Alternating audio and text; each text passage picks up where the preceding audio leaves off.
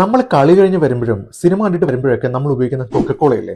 ഒരു കാലത്ത് നല്ല തലവേദന വരുമ്പോൾ ഹെർബൽ ഡ്രിങ്ക് ഉപയോഗിച്ചിരുന്ന ഒരു ഔഷധമായിരുന്നു പറഞ്ഞാൽ വിശ്വസിക്കൂ. 1886 അറ്റ്ലാന്റയിലെ ഫേമസ് ഫാർമസിസ്റ്റായ ഡോക്ടർ ജോൺ പെമ്പേർട്ടൺ ഹെഡേക്കിനും ഫെറ്റിക്കിനും വേണ്ടിയുള്ള ഒരു മെഡിക്കൽ ടോണിക്കായിട്ടാണ് കൊക്കക്കോള ഉണ്ടാക്കിയത്.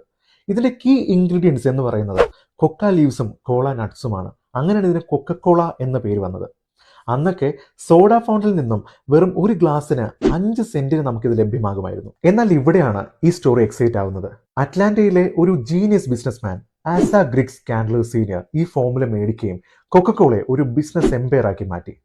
അദ്ദേഹത്തിന്റെ സ്ട്രാറ്റജി ആയിരുന്നു എല്ലാവർക്കും ഫ്രീ ആയിട്ട് ഡ്രിങ്ക് കൂപ്പൺസ് കൊടുക്കുക.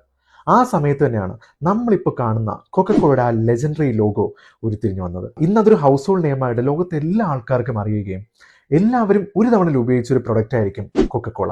അങ്ങനെ 1915 കൊക്കക്കോള അവരുടെ ഐക്കോണിക് കൗണ്ടർ ബോട്ട് ഇൻട്രൊഡ്യൂസ് ചെയ്തു. ഒരു യുണീക്ക് ആയ ഒരു ഡിസൈൻ. അതിനുശേഷം ലെജൻഡറി ക്രിസ്മസ് ആഡ് വിത്ത് സാന്റാക്ലോസ് വന്നു.